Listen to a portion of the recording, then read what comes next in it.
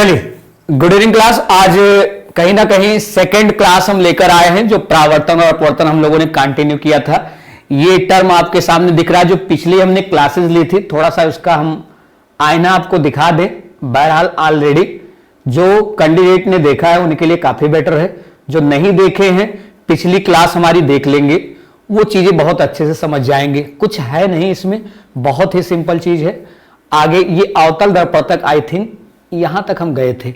अब देखिएगा अगला पॉइंट इसी के आगे, अवतल दर्पण के मुख्य उपयोग, मतलब अवतल दर्पण का उपयोग कहां कहां हम लोग करते हैं, इसकी बात हो रही है। तो देखिए, इसको रटना नहीं है, इसको कॉन्सेप्चुअल समझिए कि अवतल दर्पण का हम उपयोग करते कहां कहां हैं। तो यहां पर पहला पॉइंट जैसे दिया गया है, बड़ी फोकस दूरी वाली अवतल दर्पण दाढ़ी बनाने के क्या आता है, काम आता है। मतलब जब आप दाढ़ी कहीं ना कहीं बनवाते हैं तो ऑब्वियस सी बात है कि आप बहुत दूर तक कहीं ना कहीं 3 4 5 वो दिखाई पड़ता है। तो वो सब किस पे आधारित होता है, अवतल पे ही। आंख कान एवं नाक के डॉक्टर द्वारा उपयोग में क्या लाया जाता है, अवतल दर्पण। इसमें कोई दो राय नहीं है, क्योंकि आंख और कान और नाक का डॉक्टर क्या कभी ऐसा करेगा। देखिए, उत्तल बता देते तो और बेटर होता, लेकिन यहां हम आपको समझा दे रहे हैं। आंख कान और नाक का डॉक्टर क्या ये चाहेगा कि जो चीज आपका देख रहा है वो जब देखने का प्रयास करे तो वो और उससे छोटा दिखाई पड़े? ऐसा नहीं चाहेगा ना। कोई भी चीज देखता है तो बड़ा बड़ा बड़ा बड़ा और बड़ा ही देखना चाहता है। तो भाई जितनी नजदीक ऐसे जाएगा उतना बड़ा दिखता चला जाएगा। तो कहने का मतलब ये भी, यहां गाड़ी के हेडलाइट एवं सर्च लाइट में उत्तल दर्पण का, ये क्या है जी, गाड़ी के हेडलाइट एवं सर्च लाइट में उत्तल दर्पण, नहीं ये उत्तल नहीं होगा, ये यहां पर गलत लिखा है। यहां पर सीधा अगर हम कहें अवतल दर्पण, हाँ ये गाड़ी के हेडलाइट सर्च लाइट में तो अवतल दर्पण होता है, लेकिन उत्तल दर्पण अभी हम आगे आपको बताते हैं। जो गाड़ी के साइड में मिरर होता है, पीछे की चीजें को देखने के लिए, उसमें उत्तल दर्पण यूज होता है। ये यहां पे गलत लिख दिया है, उत्तल दर्पण नहीं होगा, अभी समझा देंगे आपको। सोलर कुकर में भी अवतल दर्पण का कहीं ना कहीं उपयोग किया जाता है। उत्तल दर्पण समझ ले, फिर इसको हम एक बार फिर से आपको बता देंगे, एक्सप्लेन कर देंगे। देखिए उत्तल दर्पण, अब देखिए ये सब लिखा है और ये सब आपको कहीं ना कहीं अपडेट स्वयं करना है। जैसे पिछली क्लास में हमने एक मिरर बनाकर समझाया था, ऐसे इसका भी हम बनाकर आपको समझा रहे हैं। थोड़ा सा यहां पर समझिएगा। ऐसे यहां पर अगर हम कहें तो उत्तल दर्पण में बाहर की ओर मूव ऑन कराना है, तो ऑब्वियस सी बात है अंदर हमें क्या करना पड़ेगा, पेंट करना पड़ेगा, कलई करना पड़ेगा। यहां से कोई आएगा, टकराएगा, रिफ्लेक्ट होकर कहां जाएगा, डजन मैटर। हमको और आपको अगर हम कहें तो कुछ पता नहीं चलेगा। तो अब यहां पर एक कॉन्सेप्ट अगर हम आपको दें, यही दिमाग में सेट कर लीजिए तो बहुत अच्छा आपके लिए होगा।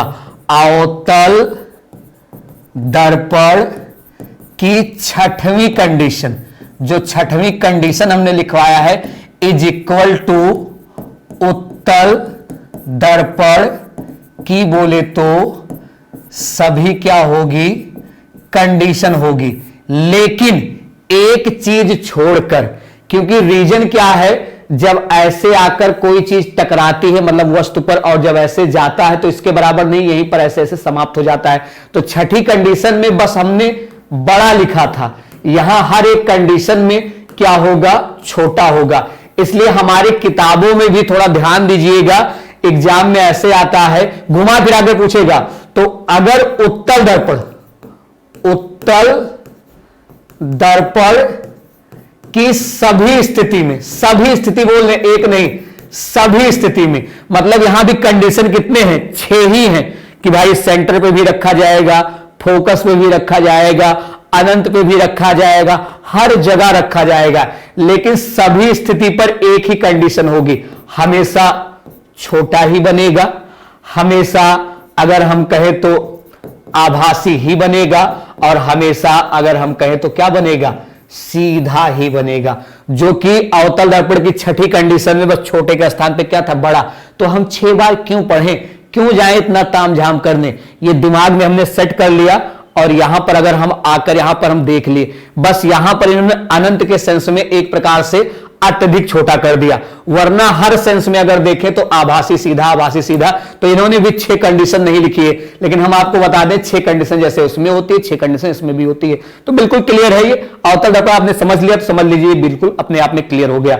हाँ, फिर वही बात आती है उत्तल दर्पण के मुख्य उपयोग। तो अभी देखिए पीछे हमने उपयोग बताया उत्तल दर्पण का मतलब सड़क पर पीछे की ओर से आने वाली। अभी हमने कहा साइड मिरर जो होता है, साइड मिरर में उत्तल दर्पण लगता है, लेकिन जो आगे हेडलाइट होती है, सर्च लाइट होती है, वो अवतल दर्पण होता है। कैसे ये बताइए? मिरर इतना बड़ा, इतना बड़ा, इतना बड़ा, इतना बड़ा, इतना बड़ा, इतना बड़ा, कितना भी बड़ा होता है तो जो पीछे गाड़ी आती है शायद वो हमसे 500 मीटर दूर होगा, तब भी उस मिरर में आकर एडजस्ट हो जाता है।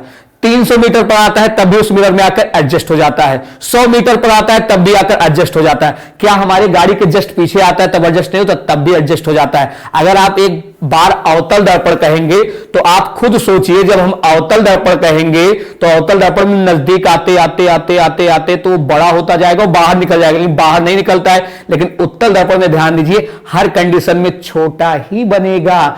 इस प्रकार से अगर आप कॉन्सेप्ट समझें, जो मिरर लगाया जाता है वो उत्तल दर्पण ही वहां पे लगता है। धूप के चश्मे बाहर की सतह पर उत्तल दर्पण का प्रयोग होता है। 2 उत्तल दर्पण संयोजित कर आवर्धक लेंस बनाया जाता है। बिल्कुल देखिए दर्पण का सूत्र यहां पर जब लेंस भी पढ़ लें तो ज्यादा अच्छा है। वैसे हम बता दें 1/f इज इक्वल टू, अगर हम कहें 1/v प्लस 1/u।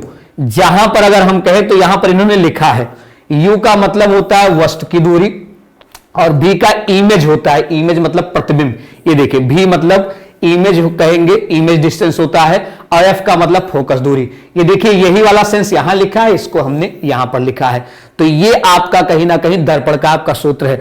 अब इसी के नीचे रेखीय आवर्धन, दर्पण द्वारा उत्पन्न रेखीय आवर्धन प्रतिबिंब की ऊंचाई एवं वस्तु की ऊंचाई का क्या होता है? अनुपात होता है, वस्तु के रेखिक आवर्धन कहलाता है। तो इन सब कॉन्सेप्ट को अगर हम कहें, थोड़ा सा आप स्क्रीनशॉट ले लें तो ज्यादा आपके लिए कहीं ना कहीं बेटर होगा। इन चीजों को ज्यादा इस पर हम डिस्क्राइब करना भी नहीं चाहेंगे, क्योंकि ये आवर्धन से उतने क्वेश्चन हमें नहीं दिखाई पड़ते हैं। तो आवर्धन बराबर प्रतिबिंब की ऊंचाई बटे वस्तु की ऊंचाई, ये एक कहीं ना कहीं फॉर्मूला आप जनरली जान लीजिए।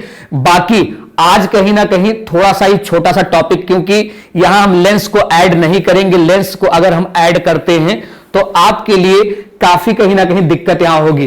तो ये आवर्धन ये बताता है किसी वस्तु का प्रतिबिंब क्या है, तो इसको केवल स्क्रीनशॉट लीजिए, क्योंकि आगे जब बताएंगे तब वहां पर हम इसको डिस्कस करेंगे। बस आज के लिए कहीं ना कहीं बस छोटा सा ही टॉपिक लेकर आए थे, बहुत शॉर्टेस्ट। बाकी चर्चा हम अगले दिन करेंगे। चलिए, थैंक यू।